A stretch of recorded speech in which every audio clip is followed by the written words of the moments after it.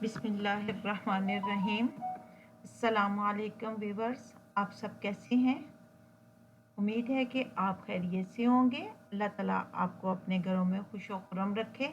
तो चलते हैं हम अपने आज के सबक की तरफ। आज के हमारे सबक का उन्वान है भाई की शादी में शिरकत की दरख्वास्त। आज हम दरख्वास्त करेंगे। वजाहत दरख्वास्त या अर्ज़ी वो तहरीर होती है जो किसी मकसद या गरज के लिए लिखी जाती है। दरख्वास्त मोतबाना तरीके से लिखी जाती है। दरख्वास्त लिखने वाला इसके ज़रिए अपनी कोई ख्वाहिश या इल्तिजा पेश करता है। तालिब इल्मों को भी स्कूल में किसी न किसी गरज के लिए हेडमास्टर, हेड मिस्ट्रेस या प्रिंसिपल साहब की दरख्वास्त में दरख्वास्त भेजनी पड़ती है। तो हम आज इसके लिखने का तरीका सीखेंगे। जमात का काम, आज हम भाई की शादी में शिरकत की दरख्वास्त करेंगे। भाई की शादी में शिरकत की दरख्वास्त आपने इंतहाई दाएं जानब से दरख्वास्त शुरू करनी है। पेज की इंतहाई दाएं जानब से आपने दरख्वास्त शुरू करनी है। दरख्वास्त लिखने के लिए ज़रूरी है कि जिस अफसर को दरख्वास्त भेजनी हो सबसे पहले बड़े मोतबाना तरीके से उसका ओहदा और पता लिखा जाता है। तो चूंकि हमने प्रिंसिपल साहब के नाम लिखनी है तो बखिदमत जनाब प्रिंसिपल साहब, उसके बाद पता लिखा जाता है पाकिस्तान इंटरनेशनल स्कूल जद्दा। फिर अगली लाइन में बिल्कुल दरमियान में जनाबे आली और उसके बाद इस्तजाबिया निशान लगाया जाता है।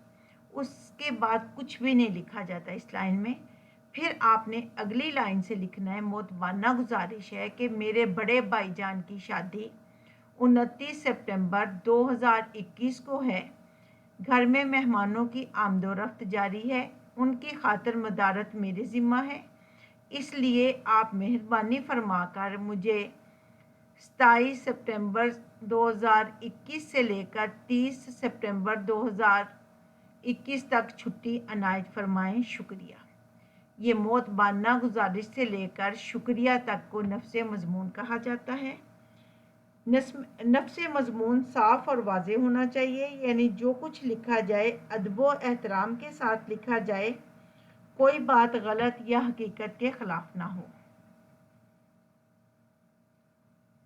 नफ्से मजमून को आमतौर पर मोतबाना तरीके पर ख़त्म किया जाता है, जैसे अल आरज़, अर्ज़े न्याज, आपकी फरमा बरदार शागिर्दा या आपका फरमा बरदार शागिर्द, नाम, अलिफ बे जीम, जमात चहारम, तारीख 26 सितंबर 2021। इसके लिए ख़ास तौर पे एक बात ज़रूरी है, अल आरज़ या अर्ज़े न्याज या तो इंतहाई दाएं जानब लिखा जाता है या इंतहाई बाएं जानब। दरमियान में अगर लिखा जाए तो गलत होता है। उम्मीद है कि आपको समझ आ गई होगी। दुआओं में याद रखिएगा। जज़ाकल्लाह।